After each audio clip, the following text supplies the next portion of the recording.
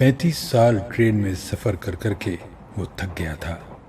وہ جب مڑ کر اپنی زندگی کے گزرے سالوں کی جانب دیکھتا تو اسے سوائے سفر کے کچھ دکھائی نہ دیتا۔ حالانکہ ان گزرے سالوں میں اس کی زندگی میں کیا کیا نہ ہوا تھا۔ شادی ہوئی، 5 بچے ہوئے، پھر وہ وقت بھی آیا کہ بچوں کی شادیاں بھی ہو گئیں، لیکن وہ مڑ کر دیکھتا تھا تو سوائے سفر کے کچھ دکھائی نہ دیتا تھا۔ وہ گزشتہ 35 سال سے ریلوے میں ٹکٹ چیکر کی نوکری کر رہا تھا اور یہ سال اس کی نوکری کا آخری سال تھا۔ اگلے سال اسے 60 سال کا ہو کر ریٹائر ہو جانا تھا۔ بچپن میں اسے ٹرین کی آواز سے محبت سی ہو گئی تھی۔ وہ مسجد میں سپارہ پڑھنے کے بعد شیشم کے بڑے درخت کے نیچے بیٹھ کر ٹرین کا انتظار کرتا، اور جب وہ پاس سے گزرتی تو وہ مسافروں کو ہاتھ ہلا ہلا کر خدا حافظ کہتا تھا۔ وہ سوچتا کہ کاش وہ بھی ان مسافروں کے ساتھ سفر کر سکتا۔ بچپن کی یہ محبت وقت کے ساتھ پروان چڑھتی رہی۔ اس نے بہت شوق سے ریلوے میں نوکری کی تھی اور ٹرین سے یہ عشق آج بھی برقرار تھا۔ جن مسافروں کو وہ بچپن میں ہاتھ ہلا ہلا کر خدا حافظ کہتا تھا، اب وہ ان کے ساتھ سفر کرنے لگا تھا۔ زندگی ایک سفر ہے، لیکن اس نے سچ میں اس سفر کو سفر میں کاٹ دیا تھا۔ اسے پہلے تو کبھی ایسا احساس نہیں ہوا تھا، لیکن کچھ مہینے پہلے جب اس کی بیوی نے اسے ملتان بیٹی کے ہاں جانے کو کہا تو اس نے بتایا کہ اس کی تو لاہور سے کوئٹہ جانے والی ٹرین میں ڈیوٹی ہے، سو وہ نہیں جا سکتا۔ تو اس کی بیوی نے اس سے کہا، تم نے ساری زندگی سفر میں گزار دی ہے۔ اس نے بیوی کی اس بات کو نظر انداز کیا اور ڈیوٹی پر چلا گیا، لیکن وہ بات اس کے لاشعور میں کہیں چپک کر رہ گئی تھی۔ معلوم نہیں کیوں بعض اوقات بظاہر بہت چھوٹی چھوٹی باتیں انسان کے دل و دماغ پر بہت گہرے اثرات چھوڑ جاتی ہیں۔ ٹرین میں بیٹھے بیٹھے اس نے اپنے گزشتہ 35 سال کی نوکری پر نظر دوڑائی تو وہاں سفر ہی سفر تھا، جہاں مسافروں کی طرح یہ جملے تواتر سے سننے کو مل رہے تھے۔ بابو، یہ ملتان جنکشن کب آئے گا؟ یہ ٹرین کیوں رک گئی ہے؟ کیا کوئی کراس ہے یا سگنل ڈاؤن ہے؟ بابو، میرے پاس ٹکٹ نہیں ہے، میں دراصل بھاگتے ہوئے ٹرین میں سوار ہوا ہوں، سو ٹکٹ نہیں خرید سکا، مجھے ٹکٹ بنا دیں پر جرمانہ نہ کریں۔ اور وہ جرمانہ نہ کرتا، بس مسافر کو سمجھا دیتا کہ آئندہ احتیاط کرے۔ واقعی یہ جملے اس کی زندگی میں کتنے زیادہ استعمال ہوئے تھے، اسے اب احساس ہوا۔ اب وہ ہر روز نہ چاہتے ہوئے بھی یہی سوچتا رہتا کہ اس کی ساری زندگی ٹرین میں گزر گئی ہے اور وہ زندگی کا اس طرح لطف نہ لے سکا کہ جیسا وہ اپنے ارد گرد لوگوں کو لطف اندوز ہوتے ہوئے دیکھتا تھا۔ وہ کبھی بھی اپنی ڈیوٹی سے جی نہیں چراتا تھا، کیونکہ اسے اپنے کام اور ٹرین سے محبت تھی۔ وہ اب بھی عمر کے اس حصے میں ٹرین کی آواز سنتا تو اس کے اندر خوشی کی ایک لہر سی دوڑ جاتی، لیکن اب اس کا اپنے کام میں دل نہیں لگتا تھا۔ وہ چاہتا تھا جلد از جلد کام ختم ہو اور وہ گھر جائے۔ کراچی اور کوئٹہ کی وہ طویل مسافتیں جو پچھلے 35 سال سے بلا کسی حیل و حجت کے آرام سے کٹ رہی تھیں، اب ایک بوجھ بن گئی تھیں۔ وہ کوشش کرتا کہ اب ان طویل راستوں پر سفر نہ کرے۔ اس نے 2-1 بار اپنے افسر سے بات بھی کی کہ اب اس کی صحت اتنے طویل سفر کی اجازت نہیں دیتی، اگر ممکن ہو تو اسے اتنے طویل سفر پر نہ بھیجا جائے۔ اب وہ مسافروں سے پہلے کی طرح مسکراتے ہوئے نہیں ملتا تھا اور بغیر ٹکٹ کے ہر مسافر کو وہ جرمانہ ضرور کرتا۔ یہ کیا زندگی ہوئی کہ ٹرین ہی میں کٹ گئی؟ دن رات یہ سوال اس کے دل و دماغ پر دستک دیتا رہتا تھا، اور وہ ٹرین میں بیٹھے بیٹھے وہ واقعات یاد کرتا کہ جب زندگی نے اسے لطف اندوز ہونے کا موقع دیا، لیکن وہ منہ موڑ کر ٹرین میں آ بیٹھا۔ اسے یاد آیا کہ جب اس کے بڑے بیٹے کی پہلی سالگرہ تھی تو اس کی بیوی نے کتنے مہمانوں کی دعوت کی تھی۔ اس نے جلدی جلدی کیک اور کھانے پینے کی دوسری اشیاء بازار سے خرید کر بیوی کے حوالے کی تھی، کیونکہ اسے دوپہر 2 بجے ملتان جانے والی ٹرین میں ڈیوٹی دینا تھی۔ اس کی بیوی کتنا ناراض ہوئی تھی کہ وہ چھٹی کیوں نہیں کر لیتا، لیکن اس نے چھٹی نہیں کی اور ملتان چلا گیا۔ اسے ٹرین میں بیٹھے بیٹھے ایک اداسی نے آن گھیرا۔ کاش وہ اس دن اتنا اداس ہوتا اور گھر پر رک جاتا۔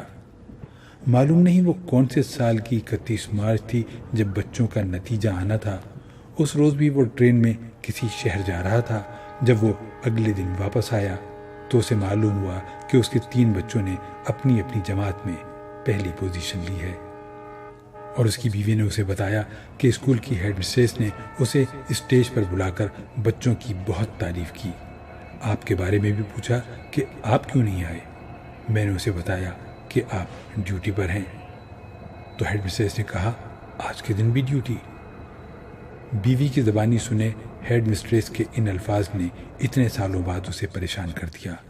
کاش وہ اس دن ڈیوٹی پر نہ جاتا اور بچوں کی خوشی میں خوشی لیتا۔ اس نے بچوں کی شادی کے دنوں کو یاد کیا جو اس نے بھاگتے دوڑتے کی تھیں۔ اس نے ساری زندگی کتنی محنت کی تھی اور ایک ایک روپیہ بچا کر رکھا تھا اپنے بچوں کے لیے، اور جب اس روپے کو خرچ کرنے کا وقت آیا تو اس نے خوب روپے لٹائے، لیکن خود معلوم نہیں وہ کہاں تھا۔ ہر بچے کی شادی میں اس نے چھٹی کی، لیکن اس کے لاشعور میں یہی چلتا رہا کہ 13 اپ اور 14 ڈاؤن معلوم نہیں اس وقت کہاں ہوں گی۔ اس نے اور بہت سے واقعات یاد کیے جب وہ اس موقع پر تھا، لیکن وہ وہاں نہیں تھا۔ یہ کتنے دکھ کی بات ہے کہ بعض اوقات انسان جہاں ہوتا ہے حقیقت میں وہاں نہیں ہوتا۔ اسے اب یقین ہو گیا تھا کہ گزشتہ 35 سال اس نے کہیں بھی گزارے تھے وہ دراصل ٹرین ہی میں تھا۔ اسے لگا کہ وہ ٹرین سے باہر کبھی گیا ہی نہیں۔ اصل زندگی ٹرین ہے اور ٹرین سے باہر ایک خیال۔ یہ خیالات اس کے لیے وحشت ناک تھے، لیکن وہ خوش تھا کہ بس 6 مہینے بعد ہی وہ ریٹائر ہو جائے گا اور پھر وہ خوش و خرم زندگی گزارے گا۔ اس نے سوچ رکھا تھا کہ ریٹائر ہونے کے بعد وہ کچھ عرصے کے لیے بڑے بیٹے کے پاس مری چلا جائے گا اور وہاں پہاڑوں پر حسین موسم اور نظاروں کا لطف لے گا۔ بہت سی کتابیں جو وقت نہ ملنے کی وجہ سے وہ نہ پڑھ سکا تھا اب پڑھے گا۔ اس کا چھوٹا بیٹا ملتان میں رہتا تھا، وہ کچھ روز کے لیے وہاں چلا جائے گا، روز صبح سیر کو جائے گا، اور اس طرح کے لاتعداد پروگرام جو اب وہ دن رات سوچتا رہتا تھا۔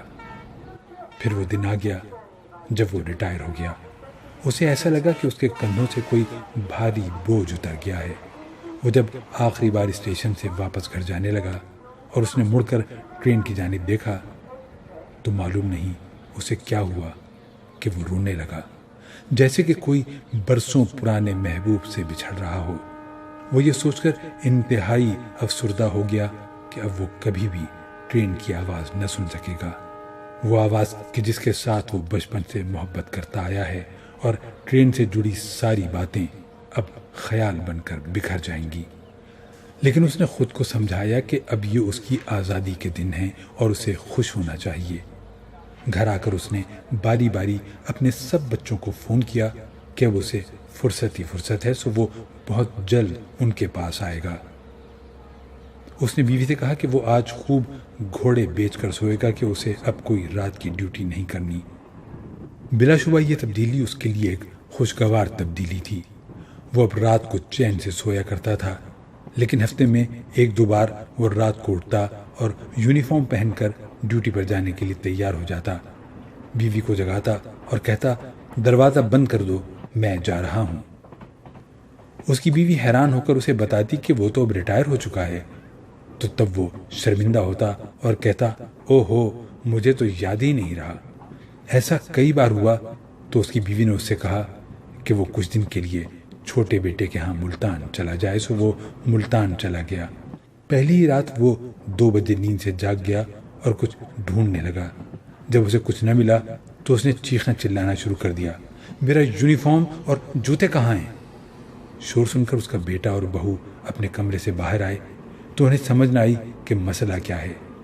جب انہوں نے اسے بتایا کہ وہ اب نوکری نہیں کرتا تو وہ بہت دکھی ہو گیا۔ آخر یہ مجھے یاد کیوں نہیں رہتا کہ میں نوکری نہیں کرتا؟ اور اس طرح کے واقعات اب مسلسل بڑھتے جا رہے تھے۔ وہ روز صبح گھر سے نکلتا اور ملتان اسٹیشن جا کر ایک بینچ پر بیٹھ جاتا اور گاڑیوں کو آتا جاتا دیکھتا۔ ہر ٹرین کے گزرتے مسافروں کو وہ ہاتھ ہلا ہلا کر خدا حافظ کہتا، اور اسے ایسا لگتا جیسے وہ اپنے گاؤں کا وہ چھوٹا سا لڑکا ہے جو سپارہ پڑھنے کے بعد درخت کے نیچے ٹرین کا انتظار کر رہا ہے تاکہ مسافروں کو ہاتھ ہلا ہلا کر خدا حافظ کہہ سکے۔ انہی دنوں کی ایک گرم دوپہر کا قصہ ہے کہ اسٹیشن پر بیٹھے بیٹھے معلوم نہیں اسے کیا سوجھی کہ وہ ایک ٹرین میں داخل ہو گیا اور مسافروں سے ٹکٹ کے بارے میں پوچھنے لگا۔ لوگ اسے حیرت سے دیکھنے لگے اور کچھ ہنسنے لگے۔ کون سا ٹکٹ؟ ایک مسافر نے پوچھا۔ ریل میں کوئی بھی بغیر ٹکٹ کے سفر نہیں کر سکتا۔ بغیر ٹکٹ سفر کرنا جرم ہے، سو ٹکٹ دکھائیے۔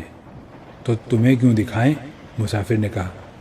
مجھے نہیں دکھاؤ گے تو کسے دکھاؤ گے؟ میں ہی تو ٹکٹ چیکر ہوں۔ لوگ ہنسنے لگے اور اسی دوران گاڑی میں موجود ٹکٹ چیکر آ گیا۔ ہاں بھئی، کیا مسئلہ ہے؟ یہ میرا یونیفارم آپ کے پاس کیسے؟ اس نے ٹکٹ چیکر سے سوال کیا۔ کیا ہو گیا ہے؟ پاگل ہو گئے ہو؟ اپنا ٹکٹ دکھاؤ۔ میرا ٹکٹ؟ میرا کون سا ٹکٹ؟ میں تو خود ٹکٹ چیکر ہوں۔ اور انہوں نے اسے پاگل سمجھ کر ایک اسٹیشن پر اتار دیا۔ معلوم نہیں وہ کون سا شہر تھا کہ جس کی گلیوں میں وہ ٹکٹ ٹکٹ پکارتا ہوا دوڑ رہا تھا۔